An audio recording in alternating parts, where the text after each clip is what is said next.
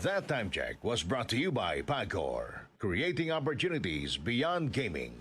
That news was brought to you by ACS Manufacturing Corporation, ISO certified world-class quality. ACS. Santon Plus Herbal Capsule. Ako si Jessa, 25 years old. Dati may leukemia ako. Kasabay sa pag-take ko ng aking mga gamot, ang Santon Plus Herbal Capsule. Ang laking tulong talaga ng Santon Plus. And finally, I'm a leukemia survivor. Santon Plus. Mabibili sa mga butika.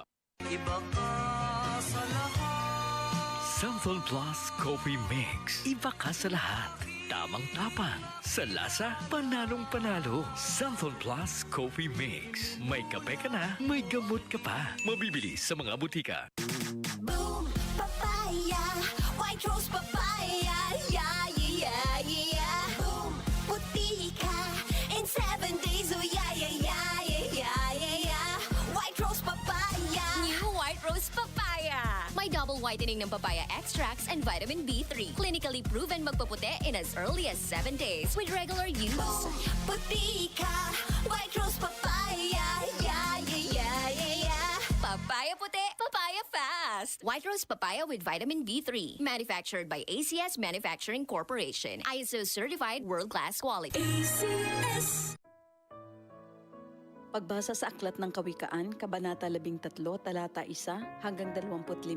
Ang anak na may unawa ay nakikinig sa kanyang ama, ngunit walang halaga sa palalo ang paalala sa kanya. Natatamo ng mabuti ang bunga ng kanyang kabaitan, ngunit ang ninanasan ng masama ay puro karahasan. Ang maingat magsalita ay nag-iingat sa kanyang buhay, ngunit ang taong madaldal ay nasasadlak sa kapahamakan. Ang tamad ay nangangarap ngunit hindi natutupad, ang hangarin ng masikap ay laging nagaganap. Ang taong matuwid ay namumuhi sa kasinungalingan, ngunit ang salita ng masama ay nakakahiyang pakinggan. Ang mabuti iniingatan ng kanyang katuwiran, ngunit ang masamay ipinapahamak ng likong pamumuhay. May taong nagkukunwang mayaman subalit wala naman, ngunit ang iba'y nag-aayos mahirap bagaman sila ay mayaman. Ang yaman ng isang tao ay pantubo sa kanyang buhay, ngunit sa isang mahirap, ito ay hindi nakababahala. Ang matuwid ay tulad ng maningning na ilaw, ngunit ang masama ay lamparang namamatay. Ang kapalaluan ay nagbubunga ng kaguluhan, ngunit ang pakikinig sa payo ay nagbabadya ng karunungan. Ang kayamanang tinamo sa daya ay madaling nawawala, ngunit ang kayamanang pinaghirapan ay pinagpapala. Ang matagal na paghihintay ay nagpapahina ng kalooban,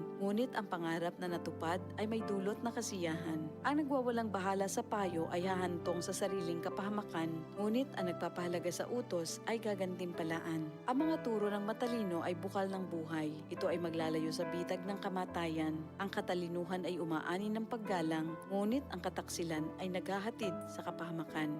Ang katalinuhan ng isang tao ay nakikita sa kanyang gawa. Sa kilos ay nakikilala ang taong walang unawa. Ang masamang tagapagbalita ay lumilikha ng kaguluhan, ngunit ang mabuting tagapamagitan ay lumulutas ng alitan. Kahihiyan ng kasasadlakan ng hindi nakikinig sa saway, ngunit ang tumatanggap ng payo ay mag-aani ng karangalan. Ang pangarap na natupad ay may dulot na ligaya, ngunit ayaw iwan ng masama ang kasamaan niya. Ang nakikisama sa may unawa ay magiging matalino, ngunit ang kasama ng mangmang ay masusuong sa gulo. Ang hinaharap ng masama ay kahirapan sa buhay, ngunit sagana ang pagpapalang sa matuwid ay naghihintay.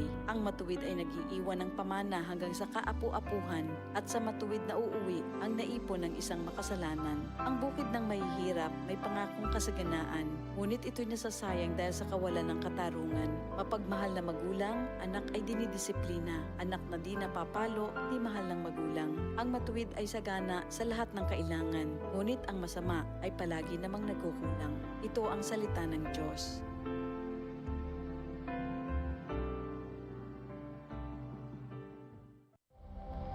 Ito ang DCXL News. 558 kHz. 6 na dekadang maaasahan sa balita at serbisyo publiko. Ang himpilan ng RMN Network sa Mega Manila. Live sa radio at online.